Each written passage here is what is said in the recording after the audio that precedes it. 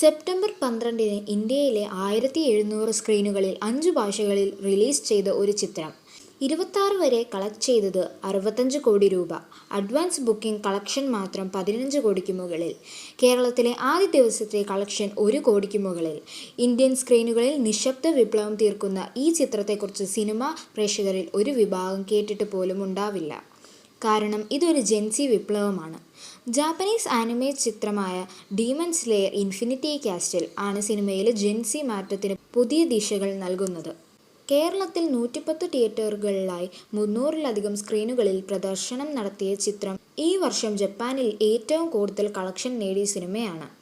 ഏറ്റവും കളക്ഷൻ നേടിയ ജാപ്പനീസ് ചിത്രങ്ങളിൽ 4ാമത്തേതും.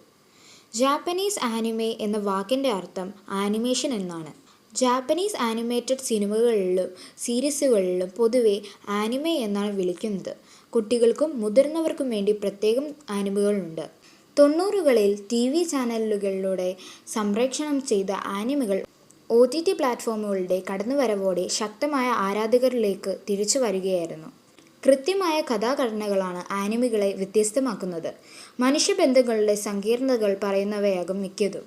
ഒരിടത്തു പോലും വ്യക്തിത്വം ചോർന്നു പോകാത്ത കഥാപാത്രങ്ങൾ.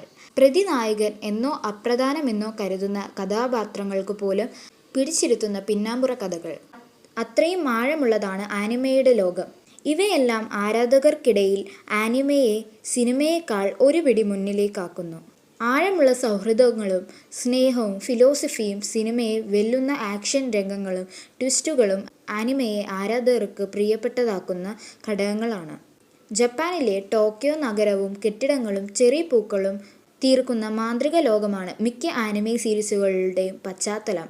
ദുഃഖവും സന്തോഷവും ദേഷ്യവും കരച്ചിലുമെല്ലാം കഥാപാത്രങ്ങളിലൂടെ അതേ തീവ്രതയിൽ കാഴ്ചക്കാരിലേക്ക് എത്തുന്നു.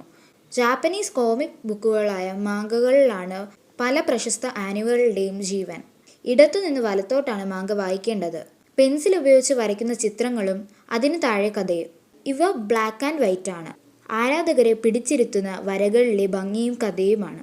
കറുത്ത നിറത്തിൽ വരച്ചു ചേർത്ത പ്രിയപ്പെട്ട കഥാപാത്രങ്ങൾ ജീവനോടെ എത്തുമ്പോൾ ആ ആനിമെ എങ്ങനെ കാണാതിരിക്കും എന്നാണ് ആരാധകരുടെ ചോദ്യം.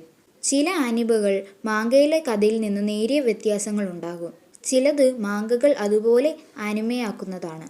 ഡീമൺ സ്ലേയർ കൊയേഹാരു കൊട്ടൂഹിൻ്റെ demon slayer Kimetsu no Yaiba എന്ന മാംഗ അടിസ്ഥാനമാക്കി നിർമ്മിച്ചതാണ്. 2016 മുതൽ പ്രസിദ്ധീകരിച്ചു തുടങ്ങിയ ഈ മാംഗയ്ക്ക് 23 വാല്യങ്ങളിലായി 205 ചാപ്റ്ററുകൾ ഉണ്ട്.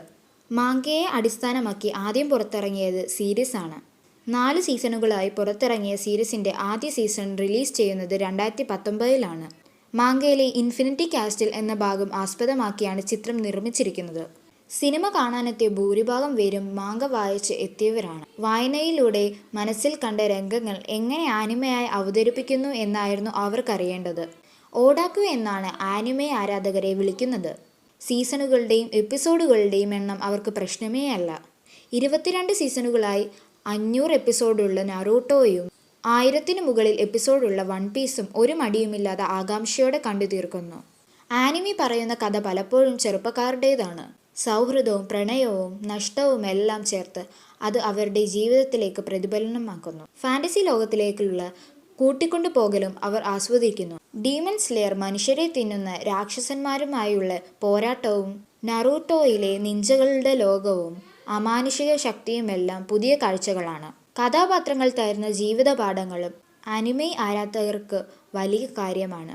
ധൈര്യവും കരുണയും സ്നേഹവും തോറ്റുകൊടുക്കാതെ മുന്നോട്ടുള്ള കുതിപ്പുമെല്ലാം അവരെ ആവേശഭരിതരാക്കുന്നു. സഹോദരിയോടുള്ള സ്നേഹമാണ് ഡീമൺ സ്ലേയറിലെ ടാൻജിറോ കമാഡോ എന്ന കഥാപാത്രത്തെ ഡീമൺ സ്ലേയർ സംഘത്തിൽ അംഗമാക്കാൻ പ്രേരിപ്പിക്കുന്നത്.